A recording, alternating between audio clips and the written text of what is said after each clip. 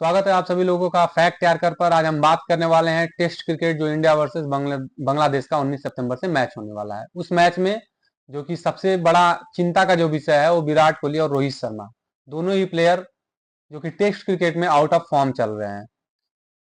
आगे हम बढ़ेंगे कि जो टेस्ट क्रिकेट में जो बांग्लादेश का स्क्वाड है, बांग्लादेश का स्क्वाड जो है उसमें जो स्पिनर की मैं बात करूंगा तो तस्कीन अहमद और जो है इसमें साकिब अल हसन है। दो प्लेयर ऐसे हैं जो इंडिया के बल्लेबाजों को अपने स्पिनर के जाल में फंसा सकते हैं। वो दो प्लेयर जो कि इंडिया का जो पिच है वो स्पिनरों का पिच रहता है, सबको पता है। वही दो प्लेयर जाके पाकिस्तान को हराया। अब बांग्लादेश जो कि चुनौती देगी इंडिया को, क्योंकि इंडिया जो पिछला सीरीज था वनडे क्रिकेट का वो इंडिया हार के आई हुई है और बांग्लादेश जो है वो जीत के आई हुई है। तो अब बात यह है कि जो विराट कोहली और रोहित शर्मा का फॉर्म है टेस्ट क्रिकेट में, विराट कोहली की बात करें तो विराट कोहली का पिछले कई साल से जो टेस्ट क्रिकेट में हाल है, अगर एक दो सीरीज को छोड़ दिया जाए कि ऑस्ट्रेलिया में एक उनका ऑस्ट्रेलिया के खिलाफ शतक आया था और एक वेस्ट इंडीज में शतक आया था, पिछले 3 साल में विराट कोहली का मात्र 2 शतक आया है टेस्ट क्रिकेट में। अब इसको देखते हुए जो स्पिनर है हमेशा विराट कोहली पे हावी होते हैं। 2019 से पहले विराट कोहली स्पिनरों पे चढ़ के आते थे, लेकिन आज के डेट में हर एक नया गेंदबाज आता है जो डेब्यू करता है, विराट कोहली उनको विकेट फेंक कर जाते हैं। तो क्या आप लोग को लगता है कि ये इस बार का जो जो विकेट फेंक के जा रहे हैं विराट कोहली, इस बार थोड़ा अलग करेंगे, अपने तकनीक में अलग कर सकते हैं, या तो जो आप उनका खेलने का तरीका है उसको बदलेंगे? क्योंकि कई सालों से विराट कोहली टेस्ट क्रिकेट में वो छाप नहीं छोड़ पा रहे हैं जो फैफ फोर के 3 खिलाड़ी कर रहे थे। जैसे जो रूट बहुत आगे निकल चुके हैं, लेकिन विराट कोहली अभी भी फंसे हुए हैं। तो आप लोग को क्या लगता है जो चुनौतियां हैं इंडिया वर्सेस बांग्लादेश के मैच में, क्या ऐसा तो नहीं है कि बांग्लादेश यहाँ पे चुनौती, हम लोग कह रहे हैं कि चुनौतियां हैं, बांग्लादेश टक्कर देगी या कुछ भी करेगी? ऐसा तो नहीं है कि बांग्लादेश इंडिया को हरा दे? आज ये बात कई सारे लोगों को गलत लगेगी, क्योंकि इंडिया कई सालों से अपने घर में सीरीज नहीं हार रही है और छोटी टीम जो इंग्लैंड, ऑस्ट्रेलिया, साउथ अफ्रीका, ये सब टीमों के हिसाब से अगर देखा जाए तो बांग्लादेश एक छोटी टीम है। लेकिन बांग्लादेश पिछले साल 2-3 साल में अगर देखा जाए तो अपने परफॉर्मेंस से दूसरी टीम को धूल चटाई हुई है। अब अगर इस सीरीज में 2 मैचों का जो सीरीज है, अगर एक भी मैच जीत जाती है बांग्लादेश, 2 मैचों में अगर एक भी मैच जीत जाती है तो उनका बहुत बड़ा काम है, मतलब वो बहुत बड़ा अचीवमेंट तो कर लेंगे इंडिया में, इंडिया को टेस्ट क्रिकेट में हराना। टेस्ट क्रिकेट में मतलब आप सोच सकते हो कि एक इंडिया अपनी बादशाहत हासिल करी हुई है। अब उसमें हराने का रीजन ये है कि इंडिया में बहुत सारे प्लेयर जो हैं वो अभी आउट ऑफ फॉर्म चल रहे हैं। जैसे अगर हम स्क्वाड पहले देख लेते हैं कि स्क्वाड क्या है, तो रोहित शर्मा है और यशस्वी जायसवाल दोनों ओपनर। यशस्वी जायसवाल जो कि फॉर्म में है लेकिन अटैकिंग बल्लेबाजी करते हैं वो, तो कभी कभी अपना जो खेलने का तरीका है उसको बदल देते हैं, आक्रामक करते हैं, तो वहां पे अपना विकेट फेंक कर जाते हैं। रोहित शर्मा जो कि सब लोग को पता है कि एज के हिसाब से वो अब टेस्ट क्रिकेट में जो कि T20 और वनडे में वो खेलते हैं, आते हैं और शुरू कर देते हैं मारना, लेकिन टेस्ट क्रिकेट में धैर्य बनाए रखना है। अगर यहाँ पर रोहित शर्मा धैर्य से नहीं खेलते हैं तो शायद उनके लिए भी ये सीरीज बहुत कठिन हो सकता है, क्योंकि पहली बात तो चेन्नई में मैच है, पहला ही मैच चेन्नई में है, तो चेन्नई का पिच टर्निंग पॉइंट होता है और 3 दिन 2.5 दिन में मैच खत्म हो जाता है। अब उसके बाद आते हैं शुभमन गिल, जो कि शुभमन गिल पहले ओपनिंग करते थे, लेकिन रोहित शर्मा और राहुल द्रविड़ से बात किए और उन्होंने डिसाइड किया कि मैं 3 नंबर पे बल्लेबाजी करूंगा। लेकिन जब से 3 नंबर पे वो आए हुए हैं, ऐसा कोई परफॉर्मेंस आया नहीं है जिससे लगे कि शुभमन गिल एक जो होता है कि दे सकते हैं टीम इंडिया को, अपने परफॉर्मेंस से टीम इंडिया को जिता सकते हैं, वो अभी तक नहीं कर पा रहे हैं। अब आते हैं चौथे नंबर पे बल्लेबाज जो कि विराट कोहली। विराट कोहली ऑलरेडी सीरीज से मतलब आप देख सकते हो 2-3 सालों में उनका परफॉर्मेंस डाउन हुआ है। भले ही वनडे क्रिकेट और T20 में अपना परफॉर्मेंस IPL में दिखाए हुए हैं, लेकिन टेस्ट क्रिकेट में अभी भी वो फॉर्म से जूझ रहे हैं।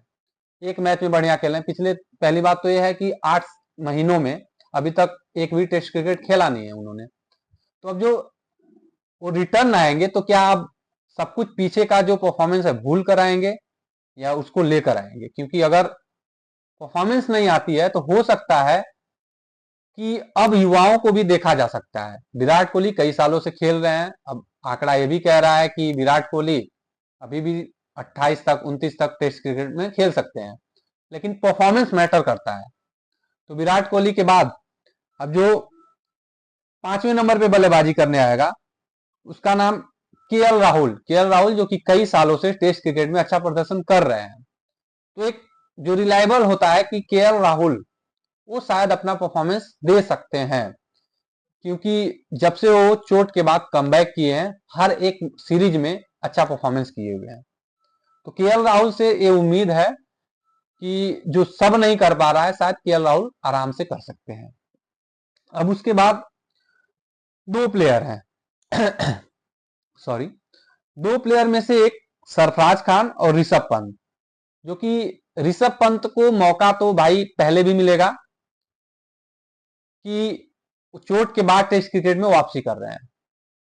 टेस्ट क्रिकेट जो कि उनका फेवरेट टेस्ट क्रिकेट आप कह सकते हो कि फेवरेट गेम था वो, क्योंकि जब वो चोट नहीं लगी थी तो सबसे ज्यादा उनका परफॉर्मेंस जो आता था वो टेस्ट क्रिकेट में ही आता था।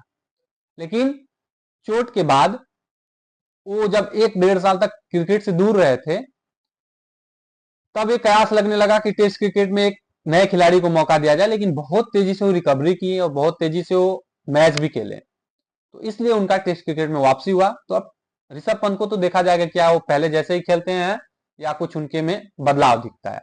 लेकिन सरफराज खान जो कि एक अटैकिंग बल्लेबाज है, परफॉर्मेंस दे रहे हैं, एक युवा के तौर पे बहुत अच्छा कर रहे हैं। तो जो मेन बातें निकल के आती है कि वो कौन से प्लेयर हैं जो टीम इंडिया को बांग्लादेश के स्पिनरों से बचा सकता है, तो उसमें दो ही प्लेयर ऐसे अभी तक दिख रहे हैं जो ऐसा लगता है कि वो बचा सकते हैं। तो उसमें एक है सरफराज खान, दूसरा जो नाम है के एल राहुल बहुत ही अच्छा कर रहे हैं। तो यहाँ पे ध्रुव जुरेल जो है उनको तो मौका शायद ना मिले क्योंकि ऋषभ पंत आ चुके हैं।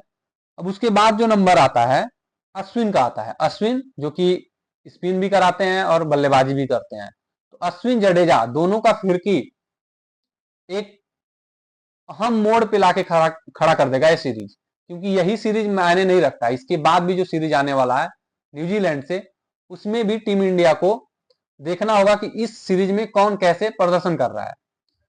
तो यहाँ पे अश्विन जडेजा, उसके बाद हो सकता है अक्षर पटेल को भी खिलाया जा सकता है, क्योंकि इंडिया का जो चेन्नई का पिच है उसमें 3-3 स्पिनर आराम से खिलाए जा सकते हैं।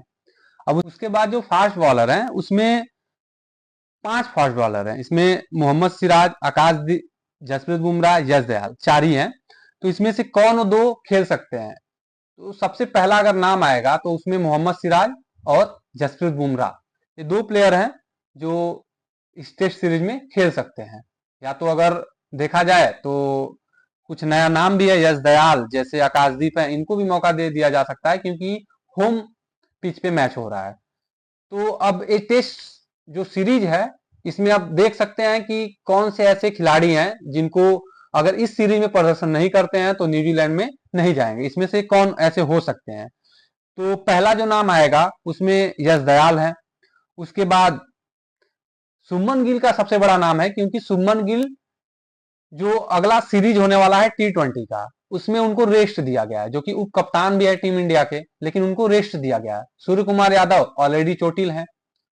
तो अब टेस्ट क्रिकेट के साथ साथ जो T20 का है उसमें हार्दिक पांड्या को कप्तान बनाया जा सकता है। तो खैर ये टॉपिक अलग था, लेकिन इसमें जो टेस्ट सीरीज की बात चल रही थी कि क्या जो स्पिनर हैं, बांग्लादेश के जो स्पिनर हैं वो भारतीय खिलाड़ियों को डरा रहे हैं।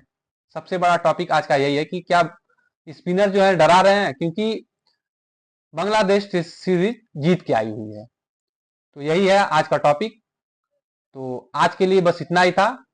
अगर आपको वीडियोज अच्छे लग रहे हैं तो लाइक करें, चैनल को सब्सक्राइब करें, बेल आइकन को दबाना बिल्कुल ना भूलें। धन्यवाद।